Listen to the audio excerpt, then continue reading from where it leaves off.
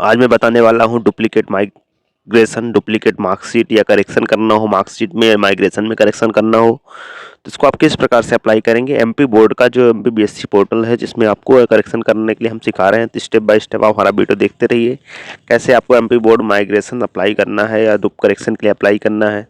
तो आपको नए सिरे से लेकर चलते हैं। तो सबसे पहले आप एमपीबीएससी एमपी ऑनलाइन डॉट करके आप सर्च कर लीजिए। आप एमपीबीएससी एमपी ऑनलाइन सर्च करेंगे तो आपका जो एमपीबीएससी का जो पोर्टल होगा उस पर क्लिक करेंगे और ये मेन आपका पेज खुल के आ जाएगा जिसमें आपका काउंटर बेस्ड डीएलएड इस तरह से आपका दिया हुआ है। आपका एग्जामिनेशन एनरोलमेंट काउंटर बेस्ड, हमें काउंटर बेस्ड में जाना होगा। माध्यमिक शिक्षा मंडल का पोर्टल है, माध्यमिक शिक्षा मंडल पोर्टल पर जा करके आपको यहाँ पर जो काउंटर बेस्ड एप्लीकेशन का था उसमें आपको जाएंगे, जिसमें आपको यहाँ पे देखिए कई सारे ऑप्शन दिए हुए हैं। तो आप duplicate marksheet, migration certificate correction वाले पे 5th नंबर कॉलम पे अप्लाई करेंगे। देखिए हम 5th नंबर वाले डुप्लीकेट का ऑब्लिक करेक्शन का जो मार्कशीट है, सर्टिफिकेट है, माइग्रेशन है, इन तीनों में आप कर सकते हैं। तो हम सबसे पहले चलते हैं, आपको 12th का या 10th का जो भी आपको मार्कशीट करेक्शन है तो आप उसको करेंगे, या माइग्रेशन का अप्लाई है या डुप्लीकेट माइग्रेशन है तो आप उसको सेलेक्ट कर लीजिए आपका जो भी है। उसके बाद आपको 1 बाय 1 आप चलेंगे। सबसे पहले आपने कक्षा सेलेक्ट किया, परीक्षा सेलेक्ट किया, दस्तावेज का प्रकार आपके पास डुप्लीकेट माइग्रेशन चाहिए, सर्टिफिकेट चाहिए, आपने किस सेशन में पेपर दिया था उस सेशन को सिलेक्ट करेंगे। और यहाँ पे अपने रोल नंबर जो है आपका एमपी बोर्ड का जो जारी किया गया है, माध्यमिक शिक्षा मंडल द्वारा जारी किया गया जो आपका रोल नंबर है यहाँ पे इंटर करके, और जो कैप्चा कोड दिखाई दे रहा उसको इंटर करेंगे। उसको इंटर करने के बाद आपको यहाँ पे देखिए आपकी डिटेल ऑटो फिल आ जाएगी। आपको अपनी डिटेल्स को फिल करने की जरूरत नहीं, आप रोल नंबर डालेंगे तो आपकी डिटेल्स फिल आएगी, जिसमें आपको यहाँ पे सेलेक्ट करना होगा, चीज़ों को आपको देखना होगा, 1 बाय 1 आगे बढ़ना होगा। तो यहाँ पे आप सबसे पहले पहचान पत्र आपको जो आपको आइडेंटिटी प्रूफ में लगाना है यहाँ पे, तो उसको आपको यहाँ पे सेलेक्ट करेंगे। जो भी आपके पास आईडी प्रूफ है, आपके पास वोटर आईडी है, पैन कार्ड है, आधार कार्ड है, या जो भी है आपको यहाँ पे सिलेक्ट करना है। आपको यहाँ पे जो आईडी आप सिलेक्ट करेंगे उसका आईडी नंबर यहाँ पे फिल करना होगा और उसको अपलोड करना होगा। ध्यान दीजिएगा, आधार कार्ड जो आप कर रहे हैं तो आप दोनों साइड का स्कैन करके फोटो को मर्ज कर लीजिए, या मर्ज कर लीजिए मोबाइल से भी मर्ज कर लीजिए, कहीं से भी आपको। तो ये जो जेपीजी फॉर्मेट होगा वो आपको मतलब दोनों साइड का ही अपलोड करना हो। जैसे वोटर आईडी आप कर रहे हैं तो दोनों साइड को स्कैन करके मर्ज कर लीजिए फोटो को और फिर अपलोड करें। फिर आपको पत्र व्यवहार का जो पता यहाँ पे, वर्तमान पता यहाँ पे इंटर करना है। तो यहाँ पे आपको अपना एड्रेस प्रूफ, मतलब जो भी आपको यहाँ पे दे रहे हैं, जिस एड्रेस पे आपको रिकॉर्ड चाहिए है उस एड्रेस को यहाँ पे फिल करना होगा। तो सबसे पहले आप यहाँ पे अपना मकान नंबर फिल कर लीजिए, हाउस नंबर जो होता है आपका, और लोकेलिटी आपका क्या है, जैसे आपका लोकल एरिया जो भी है उस लोकल एरिया को यहाँ पे फिल करेंगे। फिर आएगा नेक्स्ट, कॉलोनी के लिए आएगा, शहर का आएगा, राज्य आएगा, जिला आएगा। इस प्रकार से मोबाइल नंबर, ईमेल आईडी करके अपनी डिटेल्स को करेक्ट करके फिल करना है। बाकी नेम वगैरह तो आपका ऑटोमेटिक फिल होकर के आएगा, क्योंकि आपका रोल नंबर के बेस पे डिटेल्स एक्सेस कर रहा है। तो आपको यहाँ पे जो डिटेल्स है आपकी एड्रेस, मेन एड्रेस आपको यहाँ पे भरना होगा, और आईडी प्रूफ में आप अपना यहाँ पे वोटर आईडी जो डाला है या पैन कार्ड डाला, कुछ भी आईडी डाला आपने, तो उस आईडी को यहाँ पर फिल किया गया।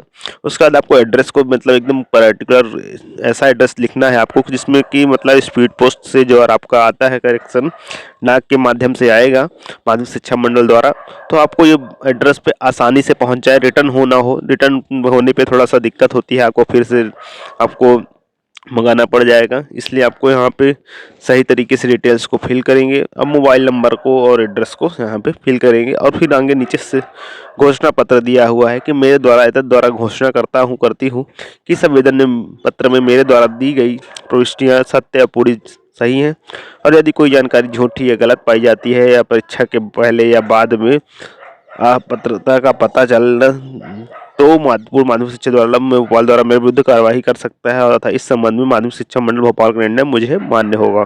हमने एड्रेस भर किया, ईमेल आईडी भरा, और हमने ये घोषणा पत्र को भी सिलेक्ट करना होगा, और सिलेक्ट करके ही होगा। तो इसमें आपको मतलब कई चीज़ें, जैसे आपको फिर से बता दूँ, माइग्रेशन, डुप्लीकेट माइग्रेशन, करेक्शन हो गया माइग्रेशन का, मार्कशीट का करेक्शन हो गया, मार्कशीट का डुप्लीकेट हो गया, या सर्टिफिकेट का आपका डुप्लीकेट हो गया, या सर्टिफिकेट का करेक्शन है।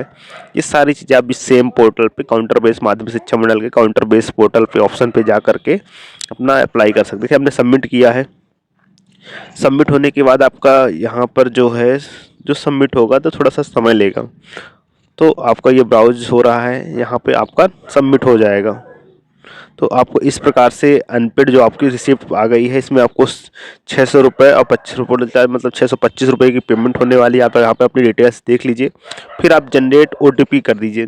आप जनरेट OTP करेंगे तो आपके रजिस्टर्ड, आपने जो यहाँ पे रजिस्टर्ड किया मोबाइल नंबर, उस मोबाइल नंबर पे एक OTP आएगा। उस OTP को यहाँ पे फिल करेंगे और फिल करने के बाद प्रोसीड टू पे पे क्लिक करना होगा।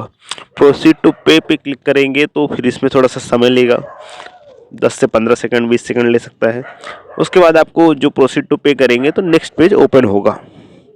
यहाँ पे आपका QR कोड जनरेट हो गया है और इस QR कोड के माध्यम से आप पेमेंट कर सकते हैं। तो आप QR कोड को अपने मोबाइल पे वो करिए।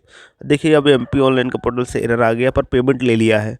तो पेमेंट ले लिया है तो आप एक बार इसको फिर से लॉगिन करेंगे और चेक करेंगे आपने एप्लीकेशन नंबर अपना सेव कर लिया है। तो आप अपने एप्लीकेशन नंबर को देखेंगे और उसको सेव करें, मतलब फिर से ओपन करेंगे और चेक करेंगे पेमेंट लिया है वो है कि नहीं पोर्टल। कभी कभी ऐसा होता है कि एरर आ जाता है। तो हमने अब देखिए फिर से MPBSC की साइट पे जा रहे हैं, MPBSC MP ऑनलाइन पे गए।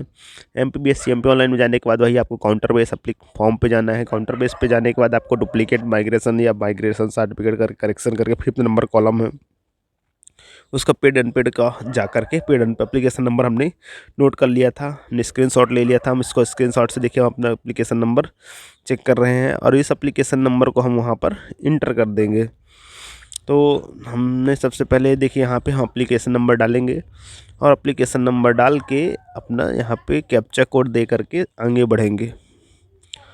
कैप्चा कोड हमने इंटर किया और सर्च कर देना है। सर्च करते हैं, सर्च करने का देखिए आपका एप्लीकेशन यहाँ पे खुल करके आ गया और ये देखिए पूरी तरह से ट्रांजैक्शन ID और ट्रांजैक्शन टाइम वगैरह सब चीज़ें हैं। मतलब आपका जो पेमेंट को भले पेमेंट पे एरर आ गया था, पर हमने चेक किया तो वो पेमेंट हमारे अकाउंट से कट चुके थे और यहाँ पे पेमेंट डन दिखा रहा था। इस प्रकार से हमने डुप्लीकेट माइग्रेशन अप्लाई किया। इसकी हम डुप्लीकेट माइग्रेशन की एक प्रिंट हम ज़रूर ले लेते हैं क्योंकि हमें फ्यूचर पे काम आएगा। और ये आप डाटा सेव भी कर सकते हैं, पर मोबाइल पे सेव करते हैं और फिर डिलीट हो जाए कुछ हो जाए तो उससे रिस्क रहता है, इसलिए आप हार्ड